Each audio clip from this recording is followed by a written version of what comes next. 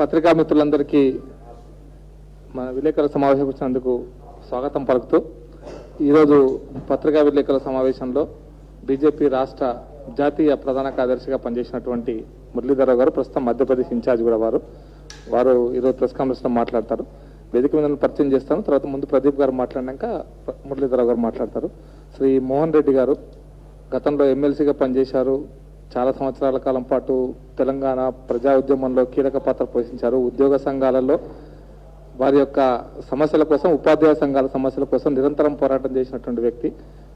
మాజీ ఎమ్మెల్సీ, వారు BJP senior నాయకులు వారు ఉన్నారు. శ్రీ ప్రదీప్ కుమార్ గారు భారతీయ జనతా పార్టీ రాష్ట్ర ప్రధాన కార్యదర్శి, వారితో పాటు మాధవి గారు బీజేపీ రాష్ట్ర కార్యదర్శి, శ్రీ జయశ్రీ గారు బీజేపీ రాష్ట్ర కార్యదర్శి, శ్రీ ఆదినారాయణ రెడ్డి గారు వారు కూడా ఈ మధ్యలోనే ఫారెస్ట్ డిపార్ట్మెంట్లో ఉండి రిటైర్ అయ్యి బీజేపీలో క్రియాశీలంగా పనిచేస్తున్న నాయకులు వారు కూడా ఈ విలేకరుల సమావేశంలో ఉన్నారు. శ్రీ ముందుగా ప్రదీప్ కుమార్ గారిని మాట్లాడాల్సిన కోరుతున్నాను.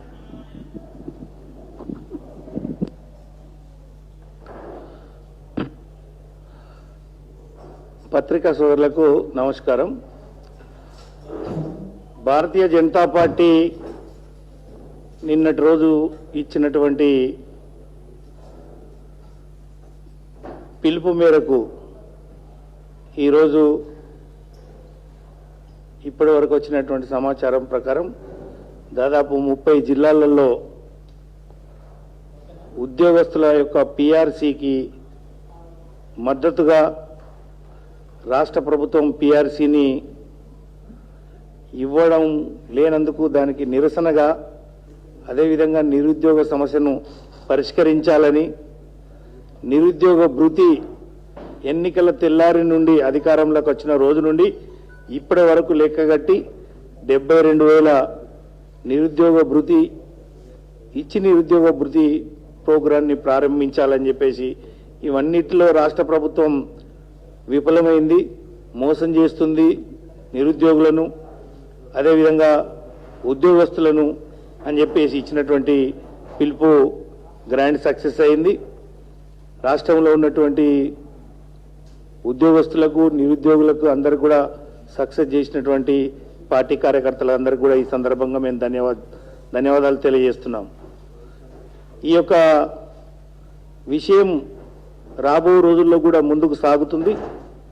ఈ నిరుద్యోగ సమస్య పరిష్కారం అయ్యేంత వరకు, అదేవిధంగా టీఆర్ఎస్ ప్రభుత్వము తప్పుడు లెక్కలను ఎండగట్టేంత వరకు ఇది ముందుకు సాగుతుంది. కల్వకుంట్ల తారక రామారావు గారు తప్పుడు లెక్కలు నిన్న ప్రెస్కు ఏదైతే వివరించారో దాన్ని ఈ సందర్భంగా మళ్ళీ కూడా ఖండిస్తున్నాం. 132,000 ఉద్యోగాలను భర్తీ చేసినామని చెప్తుండ్రు. 132,000 ఉద్యోగాలు ఏ రంగంలో ఎన్ని ఉద్యోగాలు, ఏ notification, Telangana public service commission తోటి ఏంది, ఇంకా ఏ రిక్రూట్మెంట్ తోటి ఏంటిది అనేటువంటిది ఈ రాష్ట్ర ప్రజలకు ప్రభుత్వం తెలియాల్సినటువంటి ఒక అవసరం ఉందని చెప్పేసి మేము ఈ సందర్భంగా డిమాండ్ చేస్తున్నాం. పబ్లిక్ సర్వీస్ కమిషనే 25,000 ఉద్యోగాలను కూడా మేము భర్తీ చేయలేదు, మా నోటిఫికేషన్లు ఇది అంటే ఈయన మాత్రం 132,000 ఉద్యోగాలు అనేటువంటివి. అంటే 132,000 ఉద్యోగాలు అంటే మరి ఇటుక బట్టీలలో పనిచేసే వాళ్ళని కలుపుకొని 132,000, లేకుంటే గూనె పెంకల ఇండస్ట్రీలలో కలుపుకొని, లేకుంటే రైస్ మిల్లులలో పనిచేసే వాళ్ళని కలుపుకొని 132,000. ఏ రకంగా 132,000 అనేది మరి తారక రామారావు వెంటనే ఈ రాష్ట్ర ప్రజలకు తెలియజేయాల్సినటువంటి అవసరం ఉంది.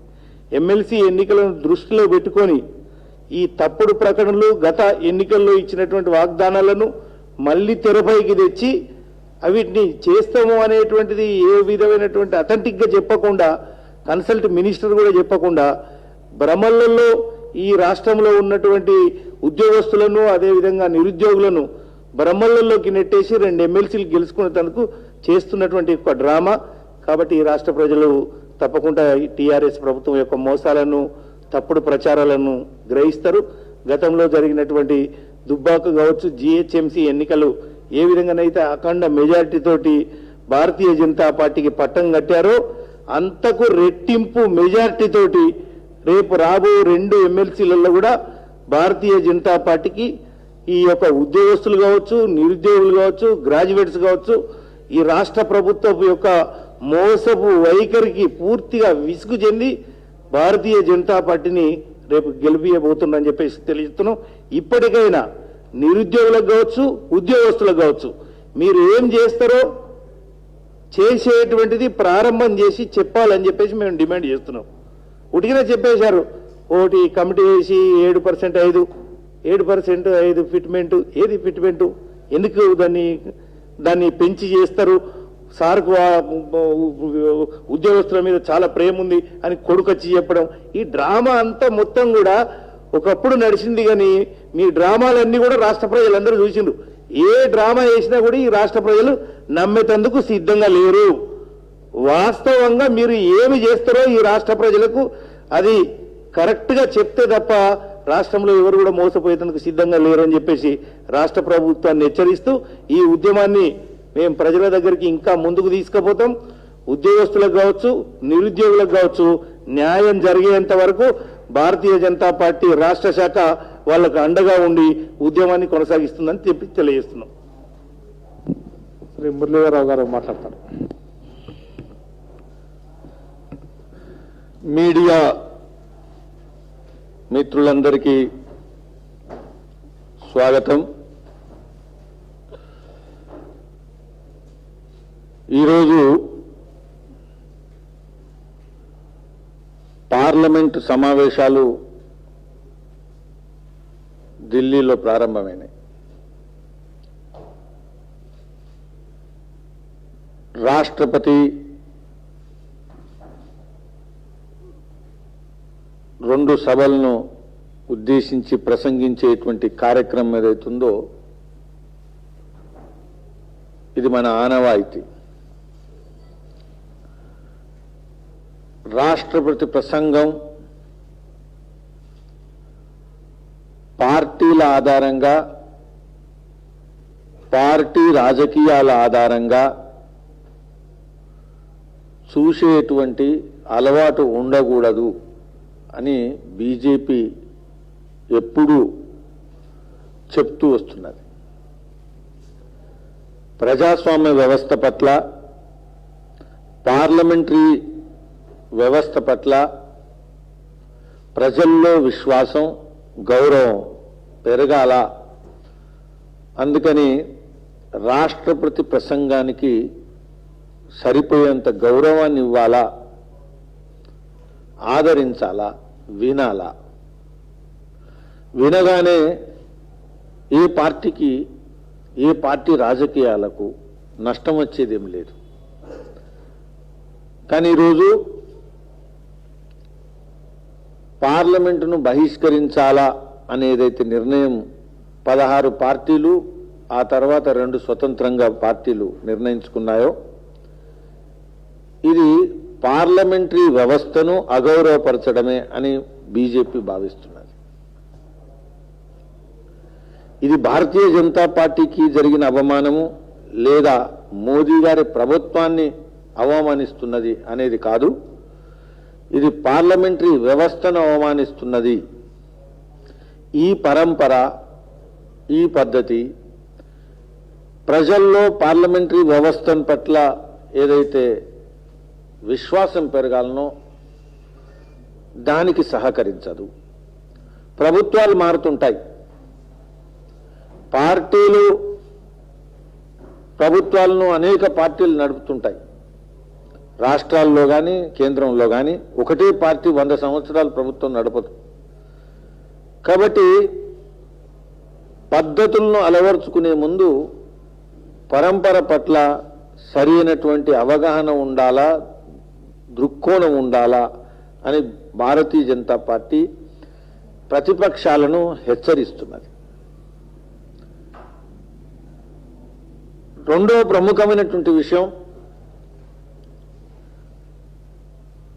పార్లమెంటు మన స్వతంత్ర భారతదేశంలో చరిత్రలో ఎప్పుడు కూడా పార్లమెంటు ఒక చట్టాన్ని తీసుకొచ్చిన తర్వాత, తీర్మానించిన తర్వాత ఇంత ఓపెన్గా రైతు సంఘాల నాయకులకు ఆహ్వానించి 8, 9, 10, 11 రౌండ్లు మాట్లాడేటువంటి ప్రభుత్వం చరిత్రలో ఎన్నడూ కనబడలేదు. ప్రజాస్వామ్యం అపాయంలో ఉంది అని చెప్పినటువంటి పార్టీలకు ఇది చెంపపెట్టు. ఈరోజు రైతు సంఘాలను, రైతు సంఘ నాయకులను ఆహ్వానించి చర్చించి సలహాలు అడిగినటువంటి ప్రభుత్వం చట్టం ఏర్పడ్డ తర్వాత, తీర్మానించిన తర్వాత చరిత్రలో ఎన్నడూ జరగనంత విధంగా పారదర్శకత ఏదైతుందో, ఏదైతే మీరు చెప్పండి, సలహాలు ఇవ్వండి, ఏ అమెండ్మెంట్లకైనా మేము సిద్ధము అని చెబుతున్నటువంటి ప్రభుత్వం ఇంకొకటి చరిత్రలో ఉందా అని నేను అడుగుతున్నాను. అటువంటప్పుడు రెండో విషయం కూడా మనం కూడా గమనించాలి. రిపబ్లిక్ డే చాలా ప్రముఖమైనటువంటి ఉత్సవం. 135 కోట్ల ప్రజలు ఆనందించి పాలు పంచుకునేటువంటి ఉత్సవం ఎక్కడున్నప్పటికీ కూడా. అటువంటి ఉత్సవ దినం రోజు కూడా కిసాన్ పరేడ్ చేస్తామంటే ప్రజాస్వామ్యబద్ధంగా అవకాశం ఇచ్చినటువంటి ప్రభుత్వం. ఇది కూడా ఎన్నడూ కూడా ఎక్కడ కూడా జరగలేదు. ఇట్లా ఏం జరిగిందో మనకు తెలుసు. కాబట్టి ఇంత అనుశాసనం లేకుండా విచ్చలవిడిగా హింస ప్రోత్సహించున్నప్పటికీ ప్రజాస్వామ్య విలువలకు కట్టుబడి నిలబడ్డటువంటి ప్రభుత్వము మోదీ గారి ప్రభుత్వము. ఇది మనందరం కూడా గమనించాలా. కాంగ్రెస్ పార్టీ ప్రతిపక్ష పాత్రను పోషించలేకపోతున్నది, అటు ఉద్యమాలు చేయలేకపోతున్నది, ఇటు పార్లమెంట్లో పాల్గొనలేకపోతున్నది, అటు ఎన్నికల్లో గెలవలేకపోతున్నది. కేవలం కుట్రల్లో మాత్రమే విజయవంతం అవుతున్నది. ఇది మొత్తం కూడా కాంగ్రెస్ పడినటువంటి కుట్ర. మీరు గమనించాలి. పంజాబ్ నుంచి ముఖ్యమంత్రి ప్రోత్సహిస్తున్నాడు, సమర్థిస్తున్నారు, మద్దతిస్తున్నాడు. రెడ్ ఫోర్ట్ లో ఏదైతే హింస ప్రేరేపించినటువంటి ప్రతి ఒక్కరు కూడా పంజాబ్ నుంచి వచ్చినటువంటి వాళ్ళు.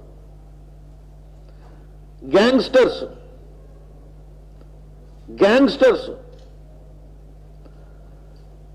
అనేక కేసులు, మర్డర్ కేసులు ఉన్నటువంటి వాళ్ళు. రిపబ్లిక్ డే ఈ విధంగా నడుస్తున్నప్పుడు ఆ రాష్ట్రం నుంచి వాళ్ళు నేరుగా రెడ్ ఫోర్ట్ వరకు రాగలిగారంటే ఖచ్చితంగా పంజాబ్ గవర్నమెంట్ పాత్ర లేదు అని చెప్పడానికి కష్టం. కాంగ్రెస్ కుట్ర ఈ హింసకు కారణము అనేది అందరికి కూడా రాబోయే రోజుల్లో ఇంకా స్పష్టం అవుతుంది. రెండవ ప్రధానమైనటువంటి అంశం అంటే ఇంకొక విషయం, ఇందులో రైతు చట్టాల విషయంలో ప్రభుత్వం చర్చకు సిద్ధంగా ఉంది, వాదించడానికి సిద్ధంగా ఉంది, అవసరమైనటువంటి మార్పులకు సిద్ధంగా ఉంది. ఇది బీజేపీ మోదీ గారి ప్రభుత్వం యొక్క గీటురాయి. రెండవది మీ దృష్టికి నేను తీసుకొస్తున్నాను. దేశవ్యాప్తంగా చాలా శాంతియుతమైనటువంటి వాతావరణంలో రామ జన్మభూమి తీర్థ ట్రస్ట్ ఆధ్వర్యంలో కార్యక్రమాలు నడుస్తున్నాయి. ఎక్కడ కూడా హింస లేదు, ఎక్కడ కూడా రాజకీయ పార్టీలు కూడా వ్యతిరేకించినట్టు కనబడట్లేదు. కానీ తెలంగాణలో రాముణ్ణి అవమానించి,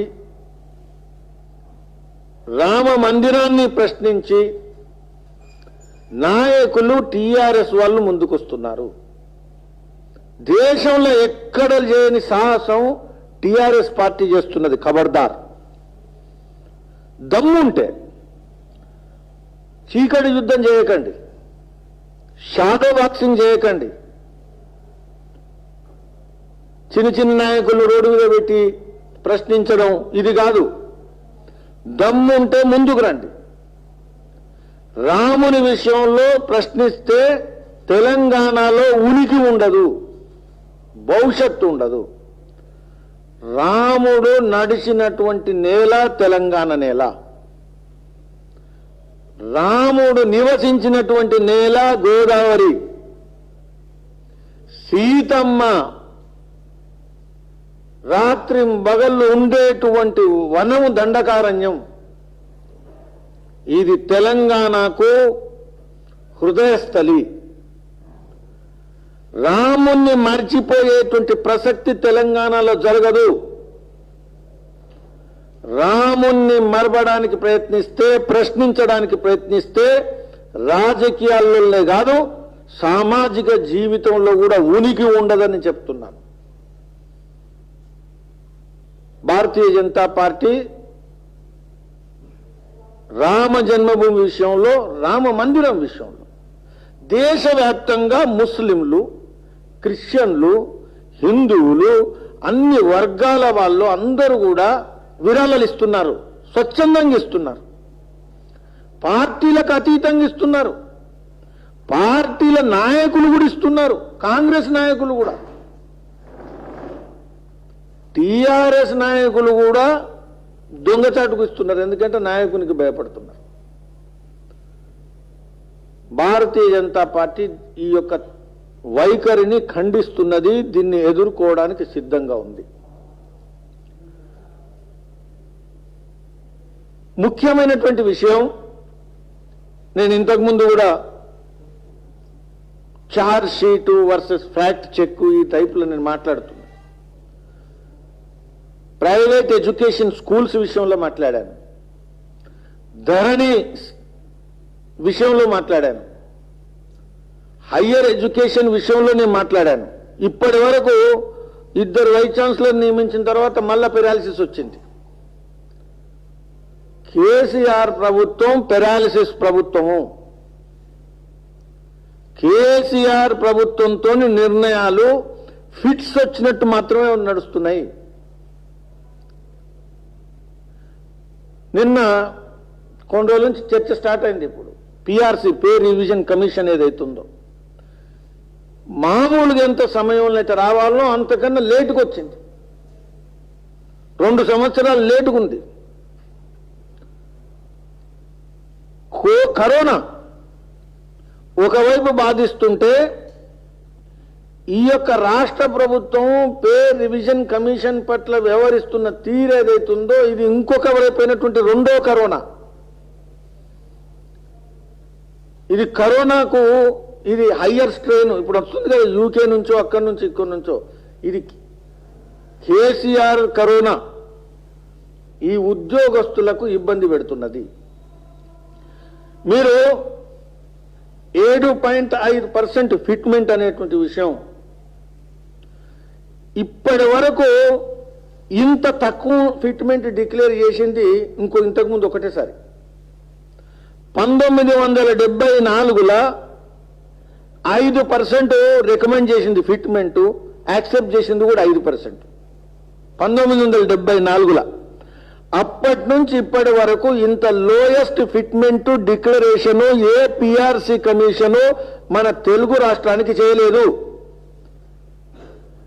అంటే మీరు అర్థం చేసుకోండి, ప్రజలు ఇబ్బందుల్లో ఉన్న సమయంలో మళ్ళీ ఇంకొకసారి లోయెస్ట్ ఫిట్మెంట్ డిక్లేర్ చేయడం వల్ల ఎంత ఉద్వేగానికి ఉద్యోగ కుటుంబాలు లోనవుతున్నాయి నేను ప్రశ్నిస్తున్నాను. 1974లో రికమెండేషన్ 5%, 1900 అంటే 85లో 10%, 98లో 20%, మళ్ళీ 2004లో 10%, 2008లో 27%, 2013లో 29%.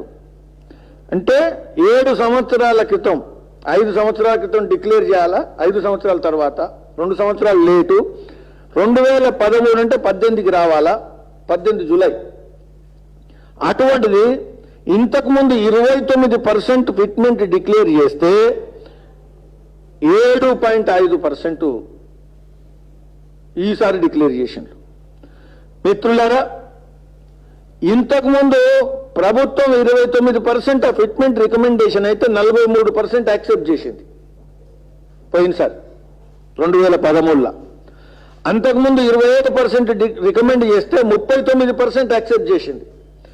నేను డిమాండ్ చేస్తున్నా, రాష్ట్ర ప్రభుత్వము కరోనా ఇతర ఉద్వేగాలను ఇబ్బందులను దృష్టిలో పెట్టుకొని సంక్షోభాన్ని దృష్టిలో పెట్టుకొని ఈ యొక్క పోయిన పద్ధతులు ఏదైతే 39, 43 ఏదైతే ఉందో ఇంకా అదే విధంగా పెరగాల, పెంచి యాక్సెప్ట్ చేయాలా. ఇది అశాస్త్రీయంగా ఉంది కాబట్టి ఈ అశాస్త్రీయమైనటువంటి రికమెండేషన్ను కాకుండా ప్రభుత్వము సరైన పద్ధతుల్లో దీన్ని లెక్కించి స్వీకరించాలా.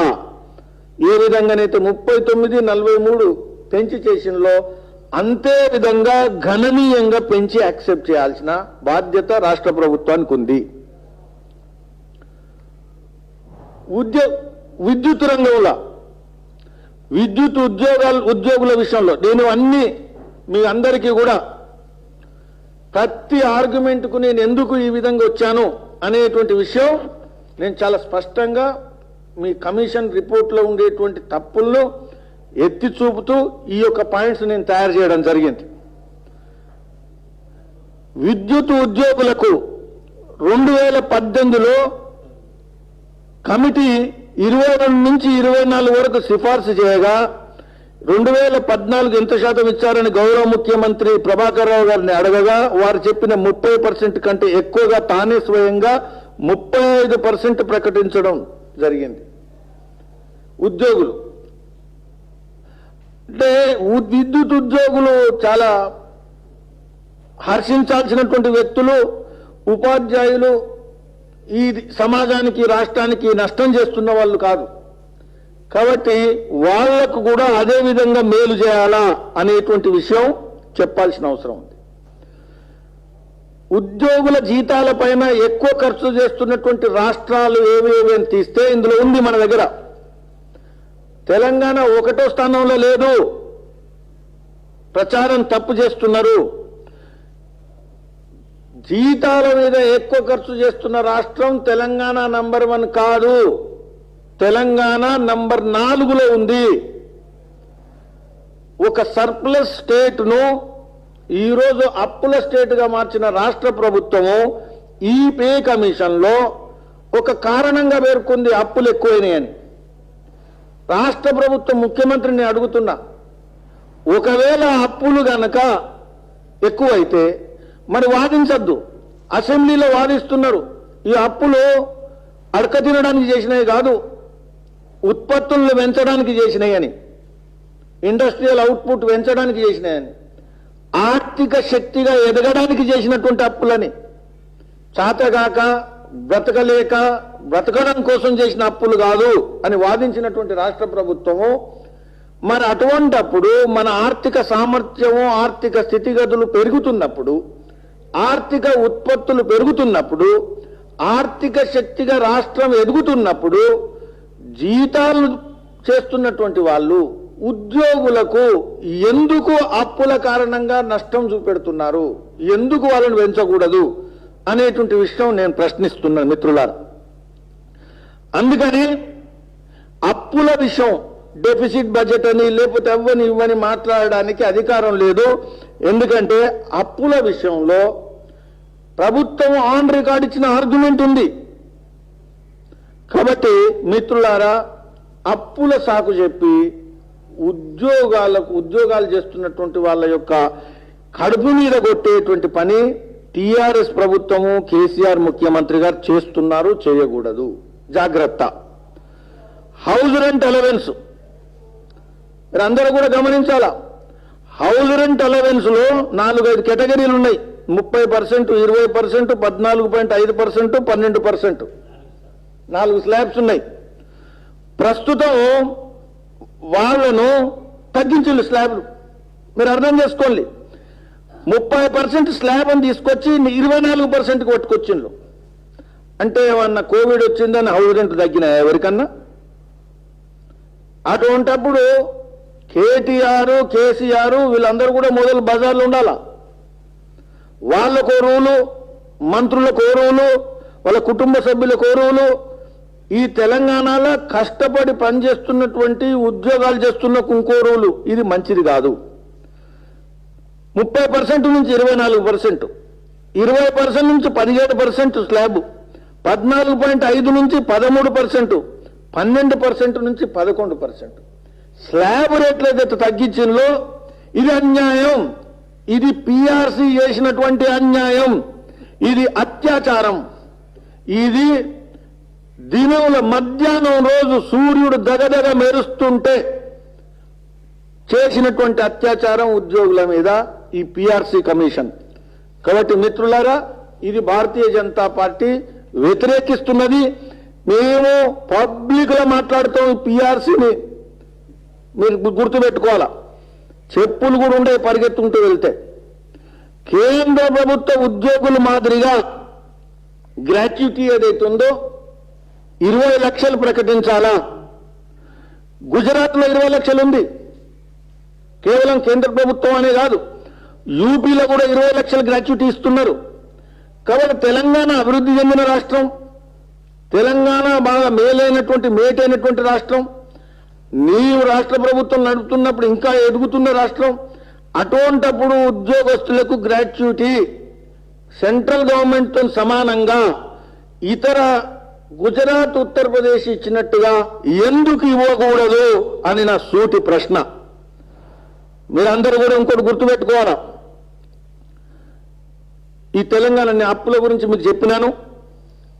అప్పుల శాతం పెరిగింది కాబట్టి పెన్షన్లు, శాలరీస్ పెంచం. ఇది అన్యాయం. ఉద్యోగస్తుల కడుపు కొట్టేటువంటి పని చేయకు తండ్రి, పాపం తగులుతుంది. దుబ్బాక తర్వాత జిహెచ్ఎంసీ తర్వాత మళ్ళా పాపం తగులుతాయి, మళ్ళీ కలవడం కూడా కలవడం. అందుకని ఇది మంచి పద్ధతి కాదు. ఇంకొక విషయం, కేజీబీవి అదేవిధంగా URS, model schools, residential schools, ఇంకా ఇతర ప్రభుత్వ రంగ సంస్థల్లో వివిధ యాజమాన్యాల కింద పనిచేస్తున్న అందరికీ ఒకేసారి పిఆర్సీని వర్తింపజేయాల. వాళ్ళేం అన్యాయం చేసిండ్రు? వాళ్ళు ఏం పాపం చేసిండ్రు? వాళ్ళు కూడా జీతాలు చేస్తున్నారు, వాళ్ళు కూడా ఉద్యోగులు. వాళ్ళకేం పాపం, వాళ్ళేం తప్పు చేయలేదు. వాళ్ళు కూడా 8 గంటలు కష్టపడుతున్నారు, వాళ్ళు డ్యూటీ చేస్తున్నారు, వాళ్ళు రాష్ట్రానికి సేవ చేస్తున్నారు. వాళ్లకు పిఆర్సీ నియమాలను వర్తింపజేయకపోవడం ఏదైతుందో అది కూడా అన్యాయమే.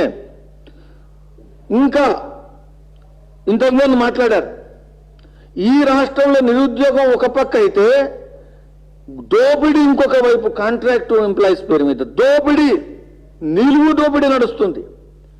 మీరు ఒకటి గుర్తుపెట్టుకోండి, ఒక సామాన్యమైన ఇండస్ట్రియలిస్టు వాడు దోపిడీ చేస్తే వాడిని తీసుకుపోయి పోలీస్ స్టేషన్లో పెడతావు, వాడిని తీసుకుపోయి కోర్టులో పెడతావు.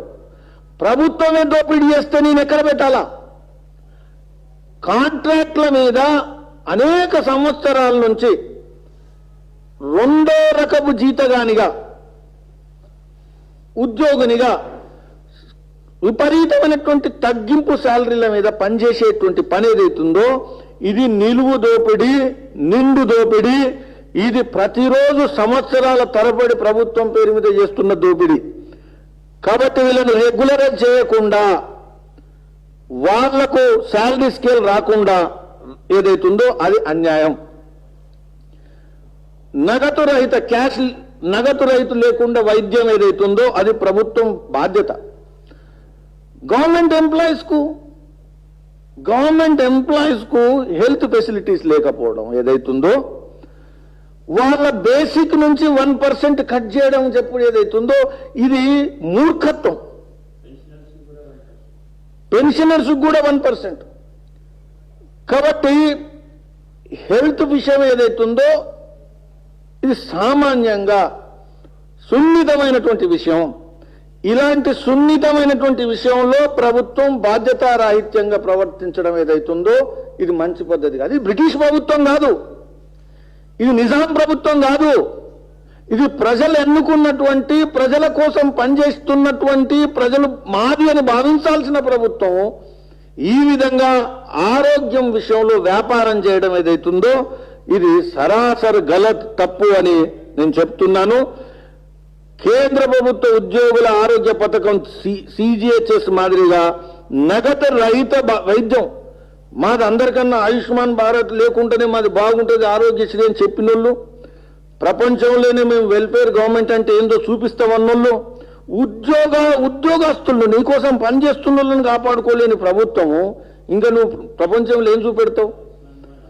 కాబట్టి భారతీయ జనతా పార్టీ ఈ విషయంలో ప్రభుత్వాన్ని తీవ్రంగా ఖండిస్తున్నది. మిత్రులారా, child care leaves, maternity child care leaves ఏవైతే ఉన్నాయో 2 సంవత్సరాలు అమలు చేయాలా ఇది అడుగుతున్నారు. కేంద్ర ప్రభుత్వం ఇస్తున్నది, రాష్ట్రాలు ఇస్తున్నాయి, గుజరాత్ ఇస్తున్నది, మధ్యప్రదేశ్ ఇస్తున్నది, ఉత్తరప్రదేశ్ ఇస్తున్నది, కర్ణాటక ఇస్తున్నది, మహారాష్ట్ర 180 రోజులు, పశ్చిమ బెంగాల్ 2 సంవత్సరాలు, తమిళనాడు 2 సంవత్సరాలు. మన పిఆర్సీ ఏం రికమెండ్ చేసిందంటే 120 రోజులు. మీరు అర్థం చేసుకోండి మిత్రులారా. కాబట్టి భారతీయ జనతా పార్టీ చాలా స్పష్టంగా చెప్తున్నది, ప్రజా సంక్షేమ ప్రభుత్వమా, ఉద్యోగస్తుల సంక్షేమ ప్రభుత్వమా, ఉద్యోగస్తులను దోపిడీ చేస్తున్న ప్రభుత్వమా, ఇది నిర్ణయించుకోవాలా. ఎమ్మెల్సీ ఎలక్షన్లు తర్వాత విషయం. రోజు జలగలాగా ఉద్యోగస్తులను పీడించడం మహా పాపం, మహా కిరాతకం. ప్రభుత్వ ఉద్యోగుల పిల్లల చదువు కోసం ఏటా ఒక్కొక్కరికి 2,500 రూపాయలు ఎడ్యుకేషన్ ఫీ కన్సెషన్, ఇది కూడా తొలగించాలని పిఆర్సీ చెప్పింది. మీరు అర్థం చేసుకోవాలా, కేంద్ర ప్రభుత్వం నెలకు 2,500, దివ్యాంగుల పిల్లలైతే 4,500. ఇది కేంద్ర ప్రభుత్వం డిక్లేర్ చేసింది. రాష్ట్ర ప్రభుత్వం వీళ్ళ విషయంలో తొలగించాలని చెప్పింది. లీవ్ ట్రావెల్ కన్సెషన్ ఎల్టీసీలు మన రాష్ట్రంలో 4 సంవత్సరాలకు ఒకసారి పథకాన్ని ఉంటే ఉద్యోగి తన మొత్తం సర్వీస్ కాలంలో కేవలం 4 సార్లు వాడుకునేలా రూపొందించాలా. 4 టైమ్స్. మీరు అర్థం చేసుకోండి, 4 సంవత్సరాలకు ఒకసారి కావాలనే ఉంటే అటువంటిది మొత్తం జీవితంలో 4 సార్లు. ఇది పిఆర్సీ, తెలంగాణ పిఆర్సీ. మీరు అర్థం చేసుకోవాలి. మనము పిఆర్సీ ప్రపోజల్లో రాష్ట్రం పనిచేస్తున్న సిబ్బంది శాతం 61%, ఖాళీగా ఉన్నాయి 39%. అంటే ఎన్ని ఉద్యోగాలైతే కలిసి పనిచేయాలో, ఎన్ని ఖాళీలు ఉన్నాయో ఇవి కూడా అనేక ప్రశ్నలు. కేటీ రామారావు, కేసీఆర్ ఎవరికి దమ్ముంటే వారికి మమ్మల్ని ఎదుర్కోగాలే, మాతో చర్చించాలా, ప్రశ్నకు ప్రశ్న సమాధానానికి ఇవ్వడానికి సిద్ధంగా ఉంటే ఈ పేపర్లు పట్టుకొని భారతీయ జనతా పార్టీ వాళ్ళం నిలబడడానికి సిద్ధం. ఆవిడ్స్ చౌరస్తాల నుంచి మొదలుకుంటే ఎక్కడైనా దమ్ముంటే రా, కానీ ఉద్యోగులను బేకారు చేయకు, ఇబ్బంది పెట్టకు, దోపిడీ చేయకు, అన్యాయం చేయకు. అదేవిధంగా కాంట్రాక్ట్ లేబర్లను అన్యాయం చేయకు. నిరుద్యోగులు యువకులు ఎవరైతే ఉన్నారో వాళ్ళు నువ్వేమో ఇస్తావు అని ఇంకా నమ్మే పరిస్థితి అయిపోయింది, ఇక నమ్మే పరిస్థితి లేదు. కానీ వీళ్ళు కూడా విప్లవానికి సిద్ధమవుతున్నారనేటువంటి విషయాన్ని నేను మీకు హెచ్చరిస్తున్నా. భారతీయ జనతా పార్టీ తప్పిస్తే ఈ విషయాలను బాధ్యతాయుతంగా, ప్రజాస్వామ్యబద్ధంగా, పారదర్శకంగా, తేట తెల్లగా ప్రజల ముందు మాట్లాడి నిలబడి చర్చించేటువంటి పార్టీ ఇంకోటి ఉండదు. ధన్యవాదాలు.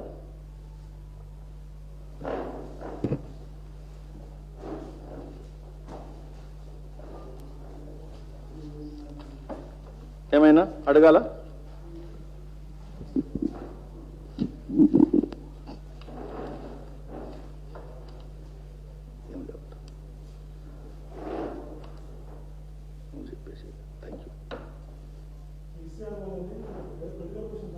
చెప్పండి సార్.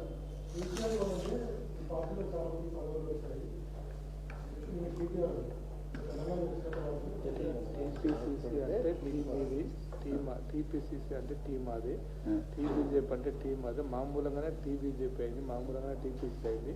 వీళ్ళెవరిని బదిలీ అధ్యక్షులు వెతుకు ఉత్తమ్ కుమార్ రెడ్డి సంజయ్. ఇదేనా మీరు ఒకరు గుర్తుపెట్టుకోవాలి, పిల్లగానికి చదువు ఎక్కువైతే తెలివి తక్కువ అవుతుందట. చదువు ఎక్కువైతే ఉన్నమతి పోయిందంటారు కదా, తెలంగాణలో సామెత ఉంది. అమెరికాకు పోయిన తర్వాత ఏమైందంటే బీజా ఖాళీ అవుతున్నట్టున్నది. మీరు అర్థం చేసుకోవాలా, తెలంగాణ రావడానికి టీఆర్ఎస్ బాధ్యుడు అనేది అవుతుందో ఇది ఎట్లుంటుందంటే భారతదేశ అభివృద్ధికి బ్రిటిష్ వాళ్ళమే బాధ్యులమని చెప్పినట్టుంది. అరే మీకు అడిగితే ఏం చెప్తారు, రైల్వే మేము వేసినాం, ఇంగ్లీష్ మేము నేర్పినాము, ఆయన తర్వాత ఇప్పుడు కట్టే బిల్డింగ్లన్నీ మేము కట్టించినాము అని ఏదో పెడుతుంది మాట్లాడుతూ. అంటే వాడు చేయబట్టి మేము బతికినట్టు. తెలంగాణ చారిత్రక సత్యము, తెలంగాణ రావడానికి గ్రామం నుంచి, ప్రతి వాడ నుంచి, ప్రతి ఇంటి నుంచి పోరాటం చేసినటువంటి యువకులు, త్యాగం చేసినటువంటి వాళ్ళు, బలిదానం చేసినటువంటి వాళ్ళు. అది పార్టీల యొక్క చరిత్ర కాదు, అది పార్టీలకు సంబంధించిన ఉద్యమం కాదు. Facts misunderstood or misinformation campaign unleashed by TRS leader. Parliament proceedings చూడండి, తెలంగాణ ఎలా వచ్చింది, సుష్మా స్వరాజ్ గారి పాత్ర ఉందా లేదా, అరుణ్ జైట్లీ గారి పాత్ర ఉందా లేదా, తెలంగాణ ఉద్యమంలో ఏ ఉద్యమంలోనైనా రాజ్నాథ్ సింగ్ గారు లేదా భారతీయ జనతా పార్టీ కార్యకర్తలు పాల్గొనే ఒక ఉద్యమం ఉందా? కాబట్టి అనవసరమైనటువంటి మాటలు మాట్లాడితే తెలంగాణ ప్రజలు నమ్మరు, బీజేపీ ఒప్పుకునేటువంటి ప్రసక్తే లేదు.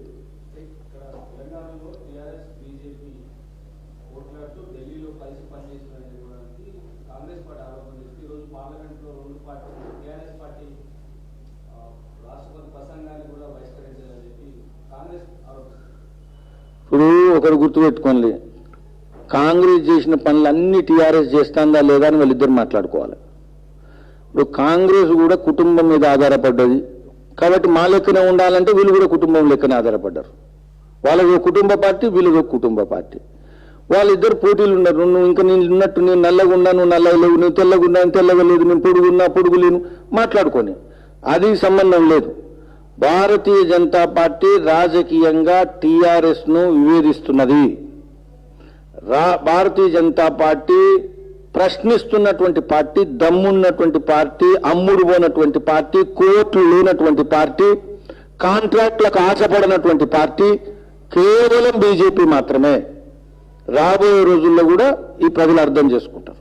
గెలిపించిన వాళ్ళ గేట్ ఓపెన్ చేసుకుని అటుపోయేటువంటి పార్టీ మళ్ళీ మాట్లాడితే ఏం లాభం?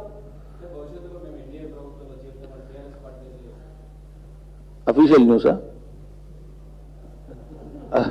అఫీషియల్ న్యూసా ఇదేమన్నా? వాళ్ళంటే ఏంది? ఇప్పుడు మా గేట్ ఓపెన్ లేదు, భారతీయ అంటే ఇదేమన్నా ప్రెస్ కాన్ఫరెన్స్ లో క్వశ్చన్స్ ద్వారా వాళ్ళు మైండ్ చదువుతున్నారా?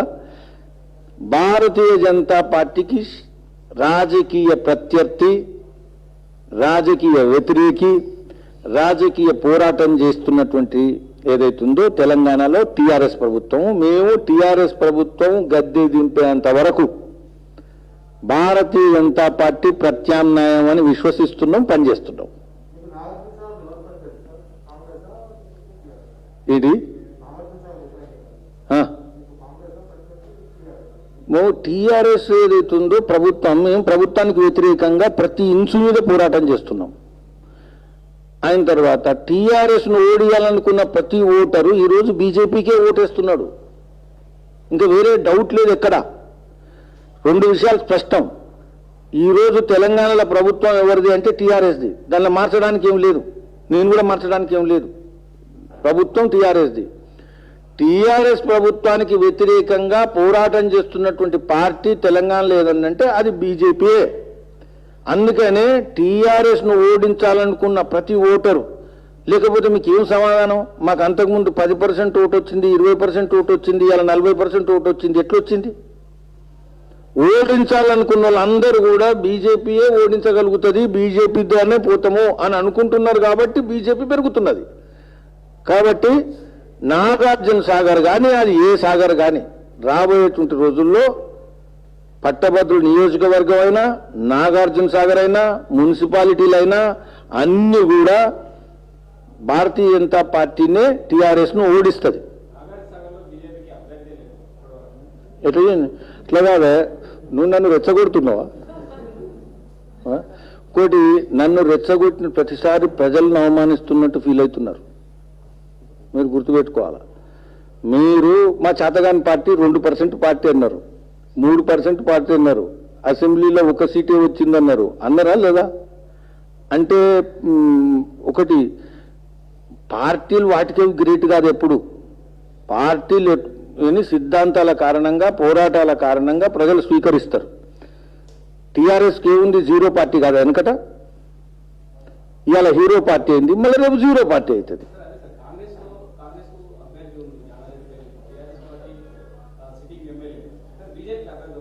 ఇప్పుడు ఒకటి గుర్తుపెట్టుకోండి, మేము అభ్యర్థి చెప్పకపోతే మాకు లీడర్లు ఎక్కువైందని కూడా అనుకోవచ్చు కదా. లీడర్లు తక్కువైన వాళ్ళు వాళ్ళ పేర్లు పెట్టి చెప్పిండ్రు, లీడర్లు ఎక్కువైన వాళ్ళకి ఎక్కువ మంది ఉన్నారు. పేర్లు మీరు ఆడ చదువుకుంటూ రాసుకుంటూ వస్తు మంది మీరే రాస్తున్నారు, చాలా మంది పేర్లు రాస్తున్నారు. ఈరోజు నాగార్జున సాగర్ లో టికెట్ కావాలనే నాయకుల సంఖ్య ఎక్కువ ఉండేటువంటి పార్టీ కేవలం బీజేపీనే. ఇతర పార్టీలలో టికెటే అడుగుతలేరు.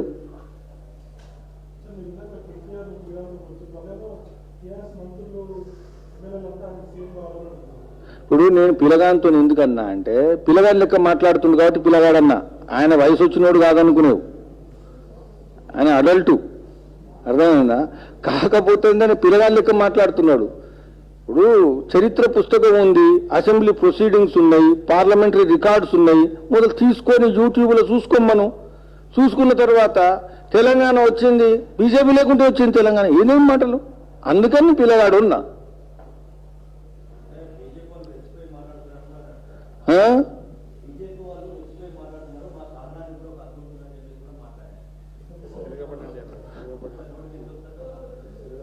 ఒక విషయం గుర్తుపెట్టుకోవాలా, భారతీయ జనతా పార్టీని కనుక ప్రశ్నిస్తే ప్రశ్నించిన కాడ ప్రతిసాగా పెరిగే పార్టీ బీజేపీ.